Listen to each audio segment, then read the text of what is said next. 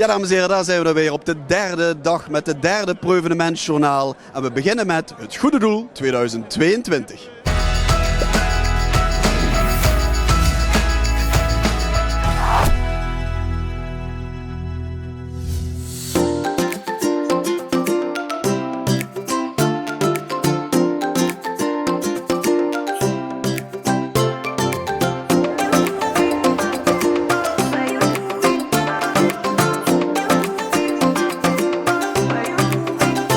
We staan hier op het podium, maar we staan niet zomaar op het hoofdpodium. Maar dat is ook omdat we staan hier met u het Goede Doel 2022 Limburg uit de Drup. Wat natuurlijk eigenlijk het belangrijkste doel is waarom het proevenement wordt georganiseerd. Voor de mensen die de stichting nog niet kennen, Limburg uit de Drup. Stichting Limburg uit de Drup, dat is de derde keer dat de stichting in actie komt. In 93 en 95 hebben we ook het watersnoodslachtoffers willen helpen. En dat hebben we natuurlijk vorig jaar ook gedaan. Precies een jaar geleden hebben we het benefietconcert georganiseerd op de Kouberg in Valkenberg. In het hart van het watersnoodgebied.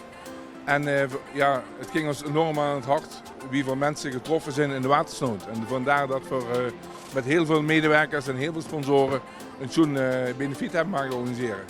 Dus iedereen die de komende dagen drinkt, gaat eten op het proevenement, steunt onrechtstreeks ook de getroffen gebied in Valkenburg en Zuid-Limburg. Geweldig, geweldig. Als zoveel mensen die al die ellende een jaar geleden hebben metgemaakt, dadelijk een leuke avond hebben, is dat helemaal geweldig. We zijn er heel blij met. Dankjewel proevenement dat we hiervan aan mogen deelnemen. Ja, het proevenement zijn natuurlijk tal van mogelijkheden en er zijn ook al genoeg mogelijkheden voor 1 of 2 lappen. Daarom gaan we nu de route doen van 1 of 2 lappen. Ja, bij de eerste stop zijn we bij de Bali Bar. En wat krijgen we hier geserveerd voor 1 lap? Voor 1 lap krijg je een heerlijk biertje, maar ook een heerlijke lumpia met huisgemaakte chilisaus. Dat gaat smaken. Dankjewel. Ja, natuurlijk is er niks beters als hoofdgerecht dan een goede friet mayonaise voor maar 2 lappen bij To Taste.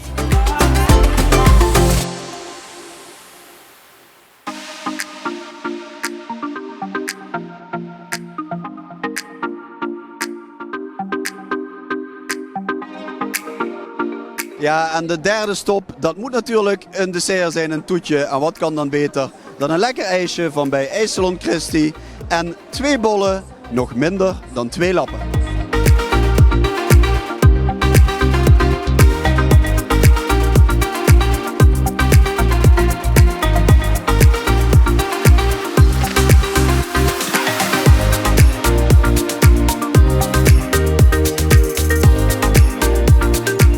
Brandsen natuurlijk al een gekende waarde in de stad, maar de eerste keer op het proevenement. Eindelijk, eindelijk. Ja, voelt het zo? Ja, jawel. Met Brandsen zijn we pas bezig. 5 jaar. Ja, al een paar jaar toch geweest met de corona. Maar eindelijk in de zin van, ik kan eindelijk als restaurateur staan. Dat is een jongensruim geweest, dus vermaken lekker. Ja.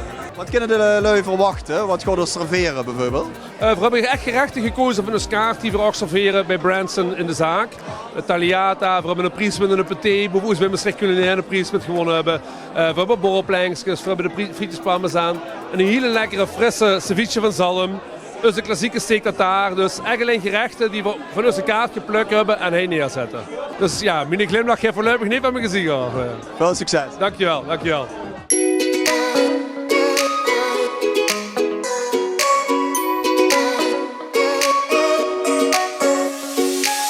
En natuurlijk de aankleding is op het proevenement ook een belangrijk onderdeel en daar heb je hier een grote inbreng in gehad. Ja, zeker. En ik denk dat het gewoon een meerwaarde is voor het proevenement om ook het groen toe te voegen. Voor de mensen, voor de sfeer, zowel interieur als exterieur. Dus het is ook bij het proevenement en andere evenementen gewoon een meerwaarde om het meer groen aan te kleden. Dat noem je beleving.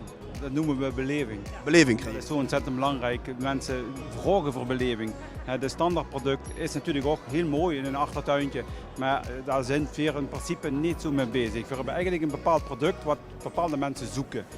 En dat is eigenlijk het doel om anderen blij te maken, denk je toch?